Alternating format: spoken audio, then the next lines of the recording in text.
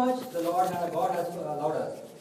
So ఆ విధంగా ఆయన ప్రేమించి ఆయనకి మనం మరి రక్త ప్రోక్షణ మరి రక్తం చిందించకుండా మరి పాప విమోచన మరి లేదు కాబట్టి ఆ ప్రేమ మరి తన కుమారుడైన క్రీస్తు మరి ఆయన చిందించిన రక్తం ద్వారా మన పాపాలకి మరి విమోచన దొరికింది. Because there is no remission of sin without the shedding of blood, that is the reason the Lord died on the cross and shed his blood to save us. ఆయనకేమో మరి మరి బాధ, అవమానము, నింద, హేళన ఇవన్నీ ఆయన రుచి చూడాల్సి వచ్చింది. మనకేమో ఆయన నిత్య జీవాన్ని, సంతోష సమాధానాన్ని, గొప్ప స్వేచ్ఛని ఆయన ఇచ్చి ఉన్నాడు క్రీస్తులో. To give us eternal life, to give us freedom, to give us peace and joy, the Lord had to undergo or face or know what is or face the ultimate humiliation, shame on this earth. So మనం పొందవలసిన ఆ శిక్ష, మనము మరి సిలువేయబడాల్సిన మరి ఆ మరణాన్ని, ఆ ఘోరమైన మరణాన్ని, అవమానమైన మరణాన్ని మన తన ప్రియకుమారుడైన క్రీస్తు, మన ప్రభువైన క్రీస్తు మరి రుచి చూడాల్సి వచ్చింది. The Lord Jesus Christ had to taste that horrible death, the humiliation, the shame of death that we were supposed to have it. దానికి సహాయకరంగా ఒక మాట మనం చూస్తున్నాం రోమా 5:8లో. Let us look for read one verse from Romans chapter 5. ఆయన ప్రేమను మన పట్ల వెల్లడిపరిచాడు ఇక్కడ. Here the Lord shows his love towards us. Romans chapter 5 Roma 5:8 verse 8. అయితే దేవుడు మన యెడల తన ప్రేమను వెల్లడిపరచుచున్నాడు, ఎట్లనగా మనం ఇంకనూ పాపులమై ఉండగానే క్రీస్తు మన కొరకు చనిపోయాను. But God commended his love towards us in that while we were yet sinners, Christ died for us. క్రీస్తు మనకు బదులుగా మన కోసం చనిపోయాడు అని మనం స్పష్టంగా ఇక్కడ చదువుతున్నాం. It is very clearly mentioned, Christ died for our sake. మరి ఆయనలో ఎటువంటి మరి నింద లేదు, ఎటువంటి మరి తప్పు మోపడానికి ఎవరు ఏదైతే ఆయనలో ఏ పాపం చూపించలేకపోయారు. There was no sin, there was no guile, there was no iniquity that anyone could raise his finger on him. So ఆయన కేవలం మరి లోక పాపములు మోయడానికి మనందరి పాపములు ఆయన మీద మోపబడ్డాయి. Only for the sake of bearing all the sin of this world, he bore all our sins. తండ్రి యొక్క మరి ఉగ్రత పాత్రను మరి ఆయన తాగాడు. He had to take the cup of wrath for our sake. So మనకు బదులుగా ఆయన మరి ఘోరమైన మరి ఆ మరణాన్ని రుచి చూడడానికి మరి తండ్రి మరి తన కుమారుడిని మన కొరకు పంపించాడు. The Lord, the Heavenly Father, sent his only beloved Son so that he can take the cup of wrath on our behalf. మరి ప్రభు అడిగాడు, నీ చిత్తమైతే ఇన్ని నా నుంచి తొలగించమని. ఆయనను నా చిత్తం కాదు మరి నీ ఇష్టమే మరి నీ చిత్తమే సిద్ధించగాక అని మరి ప్రభు చెప్పాడు. Lord Jesus also prayed, Father, if it is possible, let this cup pass away from me, but even then it is not my will but thy will. So మరి ఆయన కుమారుడు మరి ప్రభు అయిన క్రీస్తు వారు మరి అంతం వరకు, చివరి వరకు మరి తండ్రికి విధేయుడుగా ఉన్నాడు. Even until the end, the Son, the Lord Jesus Christ, was obedient to the Heavenly Father. కానీ ఇక్కడ గొప్పతనం ఏంటంటే ఆయన మనల్ని పాపాల నుంచి విడిపించి, మన పాపాల నుంచి మరి నిత్య నరకాల నుంచి మరి నిత్య నాశనం నుంచి విడిపించడం మాత్రమే కాకుండా తన కుమారులుగా ఆయన మనల్ని చేసుకున్నాడు. The greatness is not that only saving us from sin, not only giving us eternal life, but also making us his children. So అంత గొప్ప ప్రేమ, అంత గొప్ప త్యాగము మనము నిజంగా అర్థం చేసుకుంటే మనకు అర్థం కాదు. We cannot comprehend, we cannot understand why this or how this great love towards us. For example గా అనుకుంటే ఇంకా అర్థం చేసుకోవడానికి ఒక పిల్లవాడు మరి భిక్షం ఎత్తుకుంటూ రోడ్ మీద కనిపించాడు అనుకోండి మనకి. Let's take an example to understand this. If we see a small child begging alms on the street, so ఆ పిల్లలందరూ ఒకరి కింద ఉంటాడు, ఒకడు ఉంటాడు వాళ్ళందరినీ కంట్రోల్ చేస్తూ ఉంటాడు. And all these small children who beg, they are under one person who controls them. So వాడికి ఇంత డబ్బు కట్టించి ఆ పిల్లోడిని విడిపించేసి మనం పంపించగలుగుతాం మహా అంటే. We can, if we want, we can also try to release or give a freedom to that boy by paying the price to this person. కానీ ఆ పిల్లోడిని ఇంటికి తెచ్చి మన కుమారుడుగా మనం చేసుకోవడం అనేది అది అసాధ్యమైనది. Maybe we can try to send freedom to that boy, having some compassion, but one thing is we may not be willing to take that child as our son in our house. కానీ మన ప్రభువైన క్రీస్తు మనల్ని కేవలమైన క్షమించి మనల్ని ప్రేమించి మనల్ని విడిపించడం, పాపం నుంచి విడిపించడం మాత్రమే కాకుండా ఆయన కుమారులుగా మనల్ని చేసుకున్నాడు. So here we see that the Lord, the Heavenly Father, not only forgiving our sins, not only giving us eternal life or giving kingdom, but He also made us His children. So ఆయన గొప్ప ప్రేమను మనం ఇక్కడ చూస్తూ ఉన్నాము. Here we see such a great love towards us. దానికి ఆధారంగా ఒక మాట మనం చూసుకుందాం. We see one more verse on that support. మొదటి యోహాను 3:1. 1 John chapter 3 and verse 1. Behold, what manner of love the Father hath bestowed upon us, that we should be called the sons of God. Therefore the world knoweth us not, because it knew Him not. మనము దేవుని పిల్లలమని పిలువబడినట్లు తండ్రి మనకి ఎట్టి ప్రేమను అనుగ్రహించును చూడుడి. మనం దేవుని పిల్లలమే. It says, behold, what manner of love the Father hath bestowed upon us, that we should be called the sons of God. మనం దేవుని పిల్లలమని పిలువబడినట్టు మనం ఇప్పుడు దేవుని పిల్లలం అయ్యాము. Now we are called the sons of God. ఒకప్పుడు మనము సైతాన్ పిల్లలము, సైతానికి ఇష్టం వచ్చినట్టుగా జీవించేవారు. Earlier we were the children of Satan. We used to do the works of Satan. మరి వాడితో పాటు ఆయన నరకానికే పోతున్న వారము. Along with him we were also destined to go to the hell. So వాడికి ఇష్టమైన పనులు, వాడికి ఇష్టం వచ్చిన రీతిగా మనం జీవించేవారము. We used to live according to his lives, and whatever he does we used to just follow him. So దేవుడు చెప్పే మాటలు, ఆయన మరి ఇచ్చిన నియమాలని మనము వెంబడించాలంటే ఎంతో మరి అయిష్టంగా ఉండేది. To obey the Lord's commands or to follow in the God's ways, it was very difficult for us to go through that way. కానీ అటువంటి స్థితిలో ఉన్నప్పుడే ప్రభు మనల్ని ఎంతగానో ప్రేమించాడు. When we were disobedient or we were unable to walk in his ways, even then the Lord loved us. అటువంటి వారి కోసమే ఆయన తన ప్రియ కుమారుడిని పంపించాడు. For those type of people he sent his only son. So ఎంతగా మరి తండ్రి దేవుని యొక్క ప్రేమ మనం ఇక్కడ చూస్తున్నామో అది నిజంగా అది గొప్పది, చాలా గొప్ప ప్రేమ ఆయనది. So here we can see how great is the love of the Father in sending his only son even towards us. So ఇప్పుడు ఆయన మనల్ని తన కుమారులుగా, తన కుమార్తెలుగా ఆయన చేసుకున్నాడు. Now he has made us his sons and daughters. నిజంగా మన యొక్క స్థితి ఏంటో అది మనకు తెలుసు. We know what is our situation, what was our situation. So ఇప్పుడు ఆయన మనల్ని తను ఏర్పరచుకున్న జనాంగంలో ఇశ్రాయేలుకు సహపౌరులుగా మనల్ని ఆయన తీర్చిదిద్దాడు. Now he has made us the co-inheritors or co-children along with the Israelites. మనం ఇప్పుడు ఆయన సొత్తు, ఆయన మనల్ని విలువ పెట్టి మనల్ని కొన్నాడు. Now we are his inheritance. Now and he has bought us with a price. మనకి ఇంకా మన మీద అంటూ ఈ అధికారం లేదు. Now we have to know that we do not have any command over ourselves. So మనం అనుకోలేము ఇది నా ఇష్టము, నా జీవితం, లేకపోతే నా డబ్బు, నా ఇష్టం, మన ఇష్టానుసారంగా మనం జీవించే హక్కు ఇప్పుడు మనకు లేదు. Actually we do not have any authority over us. We cannot say that this is my property, this is my money, I will use it or I will do according to my own will. So మనం సమస్తము ఆయన ఇష్టానుసారంగా చేయాలి. ఇప్పుడు మనము ఆయన వారము, ఆయన మనల్ని కొన్నాడు కాబట్టి. Because he has purchased us and because we are his, we have to do according to what he says. ఆ విధంగా ఆయన యొక్క ప్రేమను మనలో ఒప్పించాడు ఆయన. That is how the Lord had made us to accept his love. So ఆయన ప్రేమ అంత గొప్పది, అంత ఆకర్షణీయది, అది ఎవరు దాన్ని మరి రుచి చూసిన వాళ్ళు దాన్ని విడవలేరు ఎప్పటికీ. And such is the greatness of his love that those who have tasted the great love of God towards him or her cannot forget this love. So ఆ విధంగా ఆయన కల్వరి మీద చూపించిన ఆ ప్రేమ మనల్ని మరి ఆ విధంగా మరి లాక్కొని వచ్చింది ఆయన ప్రేమ. The love that he has shown on the cross of Calvary has dragged us towards him. మనము పాట పాడుకుంటూ మన హృదయాన్ని గెలుచుకున్నది ఆయన ప్రేమ. We sing a song, this love has won our hearts. మరి అంత గొప్ప ప్రేమ అది మనల్ని ఇప్పుడు ఏమాత్రము మరి ఇంకా ముందు చూసుకుందాం, ఆ మాట ఇంకా ముందు వస్తాయి.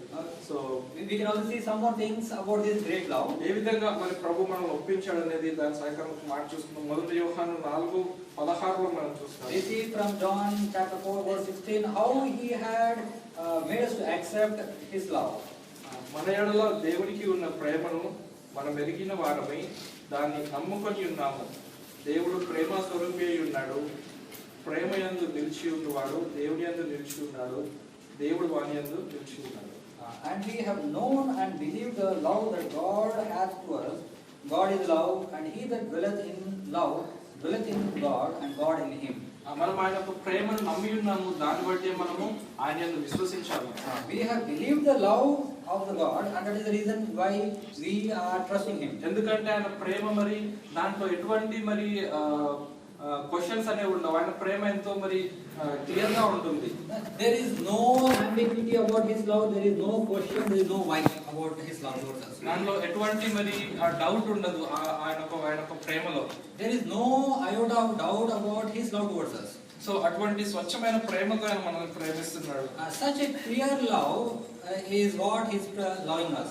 సో దాన్ని బట్టి మనం ఆయన్ని నమ్మి ఉన్నాము. That is the reason we also have put our trust or faith on Him. So దేవుడు ఇక్కడ చూస్తే ఆయన ఎడల మన ఎడల దేవునికి ఉన్న ప్రేమను మనం ఎరిగి ఉన్న వారమై దేవుని నమ్ముకొని ఉన్నాము. దేవుడు ప్రేమ స్వరూపి అయి ఉన్నాడు. దేవుడు ప్రేమ స్వరూపి అయి ఉన్నాడు. We see that God is love. దేవుడే ప్రేమ అయి ఉన్నాడు. God Himself is love. So ఆయనే ప్రేమ అయి ఉన్నప్పుడు ఆ పరలోకంలో ఇంకా నిజంగా మొత్తం ప్రేమతోనే నింపబడి ఉండొచ్చు. And we can imagine if God is love and His dwelling place, that is heaven, it would be full of love only. ఎందుకంటే ప్రేమ ఉన్న చోట మరి పగలు, ఈర్షలు, కోపము, మరి యుద్ధాలు ఇటువంటివి ఏమీ ఉండవు. Because where there is love, there is no hatred, there is no war, there is no strife. So అక్కడ పరలోకం అంతా ప్రేమతో నింపబడి ఉంది. ఎందుకంటే దేవుడే ప్రేమ అయి ఉన్నాడు. The whole heaven is filled with love because God Himself is love. So ఇక్కడ ఇంకా మనం ముందు చూస్తే ప్రేమయందు నిలిచి ఉన్నవాడు దేవుని యందు నిలిచి ఉన్నాడు అనేది. It says the person who dwelleth in love dwelleth in God. దేవుడు వాని యందు నిలిచి ఉన్నాడు. And also God also dwells in him. So దేవుడు మన యందు నిలిచి ఉండాలి అంటే ప్రేమ మన యందు నిలిచి ఉండాలి. So one thing is, if God should dwell in us, then we should also dwell in love. So మనలో ప్రేమ లేకపోతే మనలో దేవుడు లేడని మనం అర్థం చేసుకుంటున్నాం. We need to understand a simple thing. If we do not show forth love, then that means there is no, the God is also not in us. So మనల్ని మనం పరీక్షించుకోవచ్చు. మనం ఎంతగా ప్రేమిస్తున్నాము, ఎటువంటి మరి పరిస్థితులు వచ్చినా, ఎటువంటి మనుషుల్ని మనం ఎదుర్కొంటున్నా, ఎటువంటి ప్రేమను మనం చూపిస్తున్నాం, ప్రేమిస్తున్నాం. We can also examine ourselves. How much love do we have towards God and towards man, even in different situations, different circumstances. నిజమైన ప్రేమతో మనం ప్రేమిస్తున్నామా, నిజమైన హృదయంలో నుంచి వచ్చే ప్రేమతో ప్రేమిస్తున్నామా? ఎందుకంటే మన దేవుడు పైకి కనిపించేవి కాదు, కానీ మన హృదయాన్ని చూస్తున్న దేవుడు ఆయన. We can also question ourselves, are we loving with good love, a perfect love, not which is shown outside but from the heart? Because God is not a respecter of person. He doesn't look outside but heart. మనం ఎటువంటి క్రియలు చేస్తున్నాం కదా, ఎటువంటి ఉద్దేశాలతో మనం దాన్ని చేస్తున్నాం అనేది ఆయన గమనిస్తూ ఉన్నాడు. He also sees with what motives we do anything. So మరి అటువంటి మరి యథార్థమైన ప్రేమతో దేవుడు మనల్ని ప్రేమించాడు. Such a clear love or a pure love that Lord loves us. So ఆయన ప్రేమను మనం ఆ యొక్క కల్వరి శిలువలో మనం చూడొచ్చు. That love, that pure love, we have seen, or we can see on the cross of Calvary. ఆయన మన కొరకు చనిపోయాడు, మరి మనల్ని ఎంతగా ప్రేమించాడు. ఈవెన్ ఆయన్ని సిలువేస్తున్న వారిని కూడా ఎంతగా ప్రేమిస్తున్నాడో మనం అక్కడ చూస్తున్నాం. We can see how much He has loved us, and to the extent to which He has loved us, even the people who are crucifying, He has loved them also. So ఆ ప్రేమయే మనల్ని మార్చివేసింది. Only that love towards us, it has changed us towards Him. So మనం చూసుకున్నట్టుగా నిజంగా మన స్థితి ఏ విధంగా ఉంది, మనం ఇప్పుడు ఏ విధంగా ఉన్నామో మనకు తెలుస్తుంది. We can see what was our situation, and now after we have come into His love, what is our situation now? So ఎటువంటి వారిని ప్రభు ప్రేమించాడు, what type of people the Lord has loved. So ఏ విధంగా ఇప్పుడు ఆయన మనల్ని మార్చి మనలో ఆయన ప్రేమను ఉంచాడు. And what type of people we were, and how He has changed us also. ఆయన కేవలం ప్రేమించడం మాత్రమే కాదు, మనలో కూడా ఆయన ప్రేమను ఉంచాడు. Not only loving us, but He is also in us also. తద్వారా మనం ఇతరులను ప్రేమించగలము. So that we can also love and show that love towards others. ఆయన సింపుల్ గా కమాండ్ ఇచ్చి మనం ఒక ఆజ్ఞ ఇచ్చి ఆయన మనం విడిచిపెట్టాడు, కానీ మనం ఆ విధంగా నడుచుకోవడానికి సహాయం చేసే దేవుడు కూడా. He is not a person who says you have to do this, you have to love everyone, and He did not go away, but He is the one to help us, also to help us in loving others like that. చూడండి, మనం ఇక్కడ చూస్తాం రోమ 5:5 మనం చూస్తాం అన్నమాట. We can see this in Romans chapter 5 and verse 5.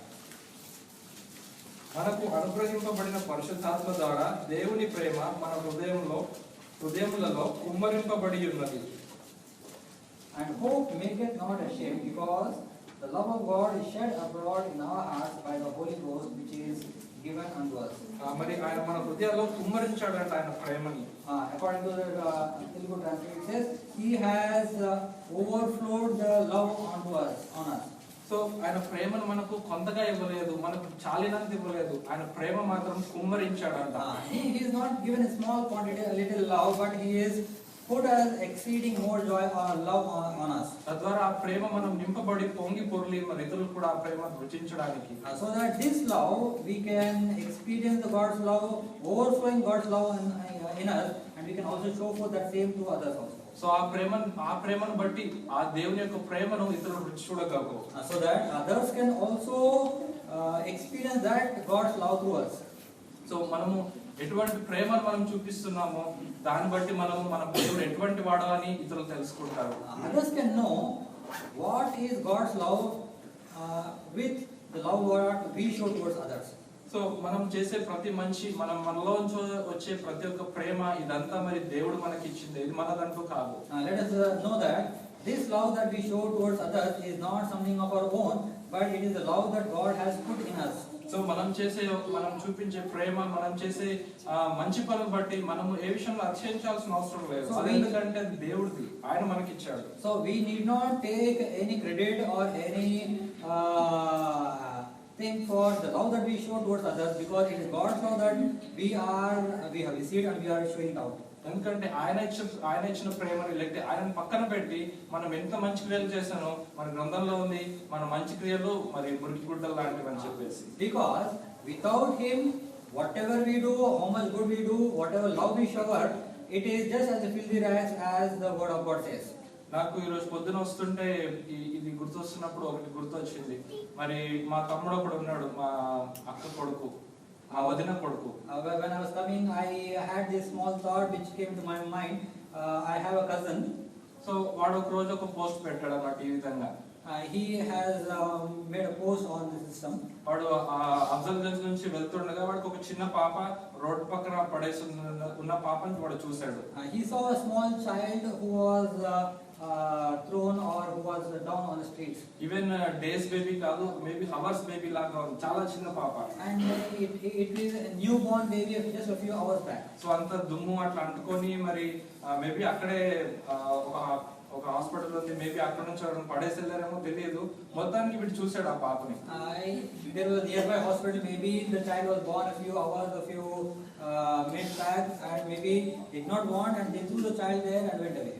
So ఏదైనా వాడు మొత్తానికి తీసుకెళ్లాడు, మరి వేరే వాళ్ళ సహాయం తీసుకొని క్లీన్ చేసి మొత్తానికి ఒక దగ్గర హ్యాండ్ ఓవర్ చేసి ఓవరాల్ గా మరి ఆ పాపకు కావాల్సిన మరి అవసరాలన్నీ తీర్చాడు. So he, taking some other people's help, he took the child, cleaned and handed over to some place. కానీ వాడు బిలీవరే, వాడు నమ్ముకున్నాడు, విశ్వసించాడు, బాప్తిసం తీసుకున్నాడు, దేవుల్లో ఉంటున్నాడు. కానీ వాడు రాసిన ఒక మాట నాకు నచ్చలేదు అక్కడ. He is a Christian believer. He is also baptized. He believes God. But the post that he has made a comment or a remark, I did not like it. వాడు చేసింది మంచి పని, చాలా గొప్ప పని. అది ఎవరు పట్టించుకోండి, వాడు పట్టించుకున్నాడు, ఎంతో ప్రేమను చూపించాడు. Indeed, the work, the attitude that he has shown by taking the child, cleaning and taking it to the appropriate place, it is a good thing. I appreciate. కానీ వాడు అంతా రాసి ఆ పేరెంట్స్ ఇట్లాంటి వాళ్ళు ఎట్లా వదిలేశారు, మా మనుషుల్లో మంచి మనస్తత్వం మీద ఇవన్నీ రాసి దేవుడు ఎందుకు ఇవన్నీ చూస్తూ మౌనంగా ఉన్నాడు, దేవుడు ఎక్కడున్నాడు అనేసి వాడు రాశాడు అనమాట.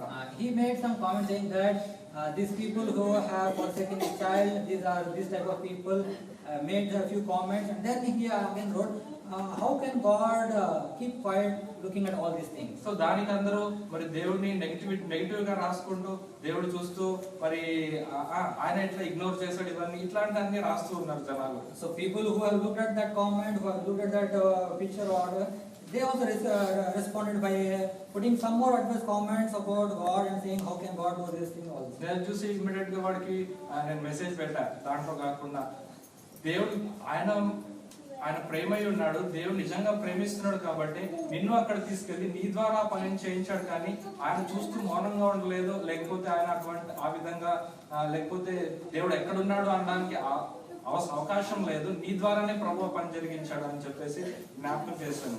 So I sent him another message, not through the same forum, and saying that you cannot question God. It is God, because God was there that He has sent you to help a child. That is how I again told him not to make this type of comment. So దేవుడు ఎక్కడి నుంచో పనులు చేయడు, దేవుడు మన ద్వారానే చేస్తాడు. మనలో నుంచి ఆయన ప్రేమ వస్తుంది.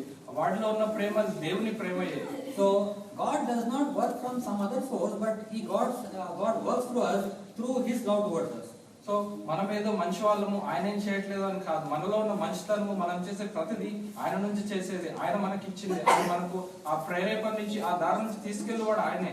So let us not think that whatever we are doing it is our goodness, but it is the God's love that is in us, that is compelling us to do it. It is so God's love that we are showing forth. So మనం ఆ విధంగా మన ప్రభు దగ్గర నుంచి మనం పొందిన ఆ ఉచితమైన ప్రేమను, ఆ అనర్హులైన మనము పొందిన ఆ ప్రేమను మనం ధారాళంగా ఇతరులకి మనం ఇస్తున్నాము. So we are giving that or sharing this God's love towards us, towards other people, the same love which we have received in much abundance. నిజంగా మనకు కూడా అర్హత లేదు ఆ ప్రేమను పొందడానికి. In fact, we also do not merit anything to have this God's love. చూద్దాం, మనం దానికి ఆధారంగా ఒక మాటను చూద్దాము. 1 యోహాను 4:10. Let us look one more verse from 1 John chapter 4, 1 యోహాను 4:10. verse 10. మనం దేవుని ప్రేమించటమని కాదు, తానే మనల్ని ప్రేమించి మన పాపములకు ప్రాయశ్చిత్తమై యుద్ధటకు తన కుమారుని పంపెను. ఇందులో ప్రేమై ఉన్నది. Herein is love, not that we love God, but that He loved us and sent His Son to be the propitiation for our sins. So మనం మొదట్లో జ్ఞాపకం చేసుకున్నాము, మన దుస్థితి ఏ విధంగా ఉంది, మనం ఎటువంటి జీవితాల్లో మరి నిస్సహాయమైన స్థితిలో మనం ఉన్నప్పుడు దేవుడు మనల్ని ప్రేమించాడు. మనలో ఏ యోగ్యత లేదు, మనం ఆయన ఏం ప్రేమించట్లేదు, ఆయన దూరంగానే ఉన్నాము, ఆయన మనల్ని ప్రేమించాడు. We have seen our first condition when we were far away from God, we have not loved God, and there was no goodness in us that we can merit the God's love towards us. Even in that condition, God first showed His love towards us. మనము నిస్సహాయాలు ఆయనకు తెలిసి మనకు సహాయం చేయడానికి, మనకు ఒక దారిని ఆయన సిద్ధపరచడానికి తన ప్రియ కుమారుడిని మనకు అర్పించాడు. God, knowing that we are helpless, He had made an help towards us. He showed a way by sending His Son to us. So మనకు ఆ నరకం నుంచి, ఆ యొక్క నాశనం నుంచి తప్పించడానికి వేరే దారి లేదు కాబట్టి, ఆయనకు తెలుసు కాబట్టి ఆయన కుమారుని ద్వారా మనకు ఆ యొక్క గొప్ప భాగ్యాన్ని, పరలోక భాగ్యాన్ని ఆయన మనకి ఇచ్చాడు. There is no way out for us away from the hellfire, and to make way for us to give us this eternal life or the heaven. The Lord had sent His only begotten Son to this world. మనం ఇంకా గ్రంథంలో చూస్తే మనం ఇంకా దేవునికి శత్రువులమై ఉన్నాము, కేవలం ఆయనకు అవిధేయులమై ఉన్నామని చూస్తూ ఉన్నాము. If we look still further, it says when we were yet sinners, when we were yet enemies to God, that He loved us. మనం పాపంలో సంతోషిస్తూ పాపానికి జోగుతూ నిత్య నాశనానికి వెళ్తున్న వారము. It says when we were still enjoying sin, we were still spending our lives with full commitment towards sin. Even in those conditions, the Lord loved us. నిత్య జీవం గురించి, పరలోకం గురించి మనకు అసలు ఏమీ పట్టలేదు. మనకు అసలు ఆ తలంపులే లేకుండా మనం పోతూ ఉన్నప్పుడు దేవుడు ఒక అడ్డుగోడను కట్టించి ఆయన వైపు మనం తిప్పుకున్నాడు. God had made a block towards us when we were not at all worried about eternal life or heaven. He made a roadblock so that we can turn our ways towards the heaven. మనం ఏమి నరకం నుంచి తప్పించుకోవాలని అనుకోలేదు, కానీ ఆయనే మనల్ని ఆయన ముందుకొచ్చి మనల్ని తప్పించడానికి ఆయన ఒక మార్గాన్ని సిద్ధపరిచాడు. We never looked towards knowing how to go to heaven, or we did not have any thought about going to heaven, but it was God who voluntarily, or who was the first person to think about us of getting into heaven. ఎందుకు ఆయన ఇంతగా ప్రేమించాడు, ఏమి అవసరమైన మనల్ని ఆ విధంగా తప్పించడానికి? What is so much in us, or why did God love us to think about these good things towards us? So ఈ విధంగా ఆయన మనల్ని ఏర్పరచుకొని ఆయన కుమారుని ద్వారా విశ్వసించి మనం ఆయన దగ్గరకు వచ్చి మనం ఇప్పుడు ఆయన బిడ్డలుగా ఆయన స్తుతించి ఆయన ఆరాధించి ఆయన ఘనపరచాలని ఆయన మనం కోరుతున్నాడు. He is now desiring that we worship Him and we thank Him for His Son who had come onto into this earth to save us and who has given us eternal life through Him. ఆయన రూపంలో మనల్ని సృష్టించిన ఆ దేవుడు ఆయన మనల్ని కోల్పోవాలని ఆయనకి ఇష్టం లేదు. He does not desire, or He doesn't want us to perish, whom He has created in His own image. So ఆ విధంగా ఆ ప్రభు మన పట్ల ఆయన గొప్ప ప్రేమను చూపించాడు. That is how the Lord has shown the great love towards us. ఇదేదో మనము ఎన్నోసార్లు వింటున్నాం కాబట్టి క్యాజువల్ గా మనం మాట్లాడుకునే మాటలు కాదు, కానీ నిజంగా ఆయన ప్రేమను మనం అర్థం చేసుకుంటూ మరి తలపోస్తూ ఉంటే అది నిజంగా మన ఊహకు మించింది, మరి మన జ్ఞానంలో అది పట్టదు, మన జ్ఞానానికి మించింది, అది అర్థం చేసుకోలేని ప్రేమ. Because we have been listening about this word of God, about the love of God, many times we may not take it seriously. But if we really ponder about the love of God, why He has loved us, what is the extent of His love, there is no understanding left. We cannot comprehend such a great love towards us. So ఈ ప్రేమ ఇంకా అది ఎన్నట్టుకో అది పోదు, అది మారని ప్రేమ, అది నిత్యత్వము ఉంటుంది. This love will never vanish, it will never thin out, but it is an everlasting love towards us. So ఆ ప్రేమ ఇక్కడతో మరి ఆగిపోదు. ఆయన ప్రేమ అయి ఉన్నాడు, నిత్యత్వంలో ఎల్లప్పుడూ ఆయన మనల్ని ప్రేమిస్తూనే ఉంటాడు. And this God's love does not stop here, because it is an eternal love. God is eternal, it will be eternal towards us. మనం ఒక మాటను చూస్తాం, మనకు అందరికి తెలిసిన మాట ఇర్మియా 31:3. Let us turn to one verse which is very familiar. Jeremiah 31 and verse 3. కింద రెండవ భాగంలో ఉంటుంది, శాశ్వతమైన ప్రేమతో నేను నిన్ను ప్రేమించుచున్నాను గనుక విడువక నీ ఎడల కృప చూపుచున్నాను. The second portion, yeah, I have loved thee with an everlasting love, therefore with loving kindness have I drawn thee. ఆయన శాశ్వతమైన ప్రేమతో మనల్ని ప్రేమిస్తున్నాడు. He says, I have loved you with an everlasting love. ఆయన ప్రేమ ఎన్నటికీ మారని ప్రేమ. It is a love which is unchanging. అది మనందరం రుచి చూచున్నాం. మనం నమ్ముకున్న రోజు నుంచి, ఆయన మనల్ని ఏర్పరచుకున్న రోజు నుంచి ఇప్పటి వరకు ఆయన ప్రేమను మనం ఎప్పుడు మరి కొరత కనపడలేదు. We have seen this, the day that we have tasted this love, from that time onward until now we still experience this love which is unchanging towards us. ఆయన మనల్ని ఏ పరిస్థితిలో ఎప్పుడు మనల్ని విడవలేదు, మనల్ని ఎడబాయలేదు. In any circumstances, in any time, He has never left us nor He has forsaken us. ఇంకా మన ప్రేమ ఎన్నోసార్లు మారుతూ వచ్చింది ఆయన పట్ల.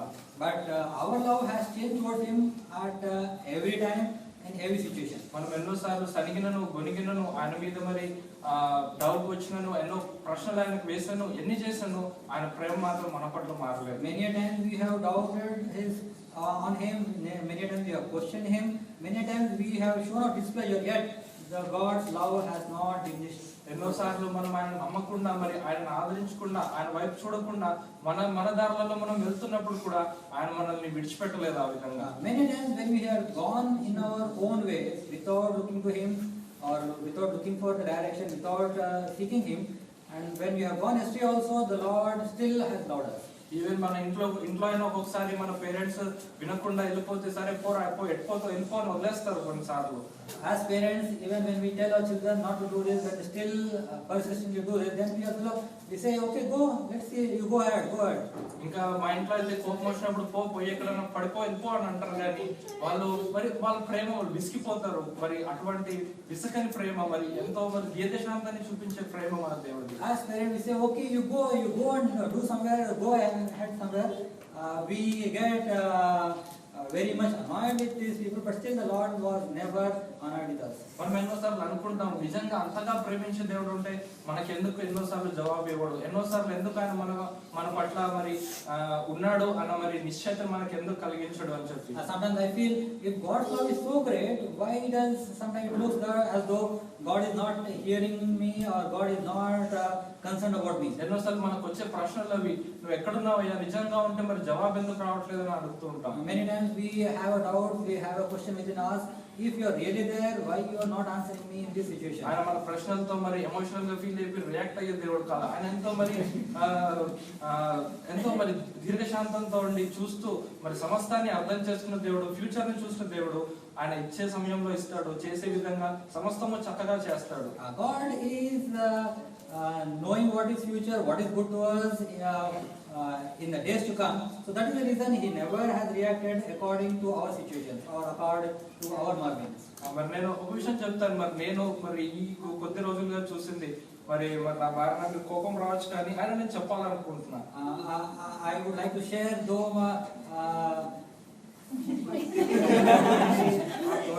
still I would like to share this.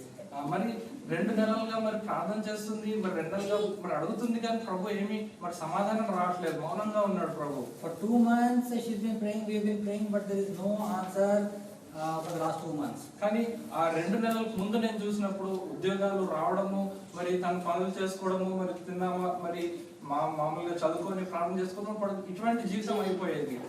But before that we used to work, we used to pray and sleep.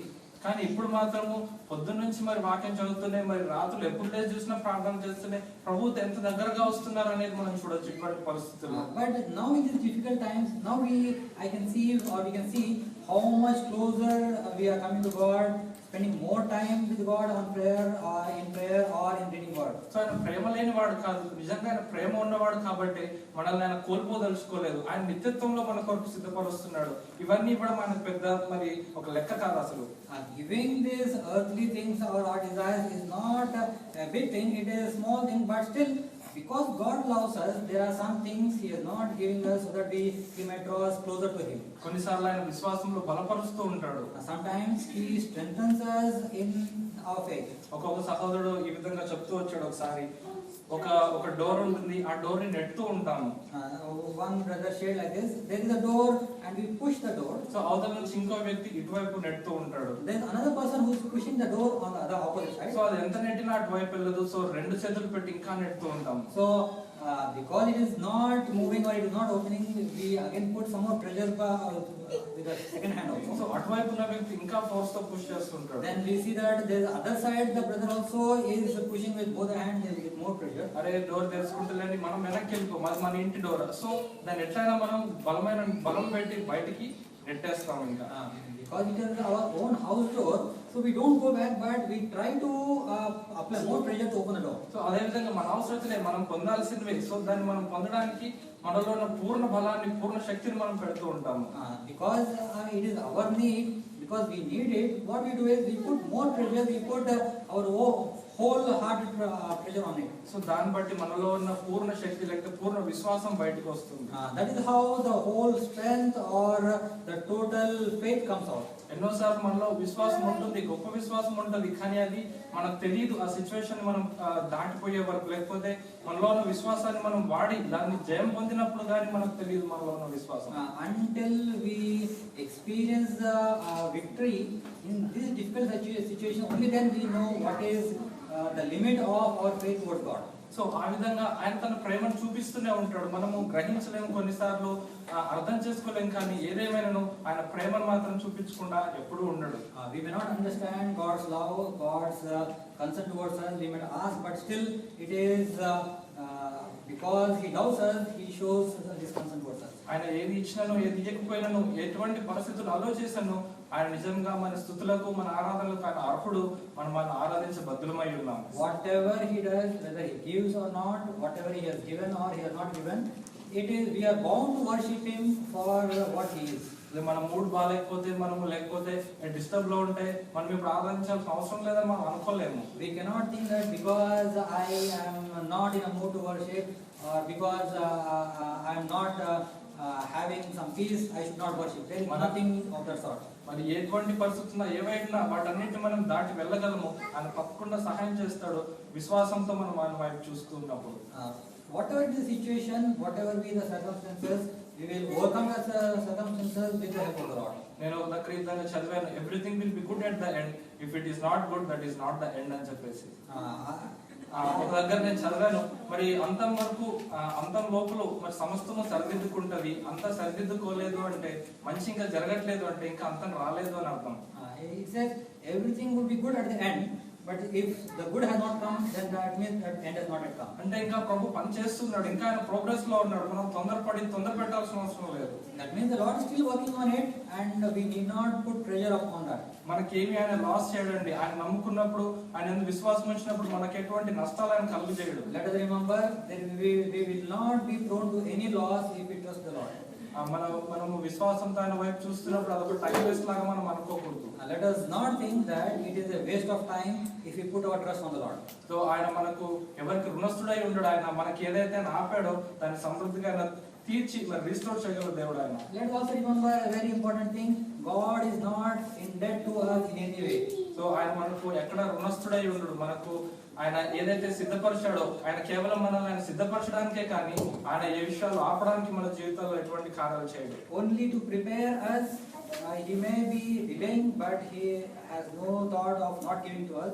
So let us remember, he is not in debt to us in any way. So ఆయన ప్రేమను అర్థం చేసుకుంటూ ఆయన నిజంగా మనం స్తుతిద్దాము. మన యథార్థమైన హృదయాలతో ఆయన ఆరాధించినప్పుడు ఆయన మన స్తుతుల మీద ఆసీనుడై ఉంటాడు. Let us remember his love, great love towards us, and worship the Lord. And he is very much glorified when we worship him. Let us now come down on our knees and worship.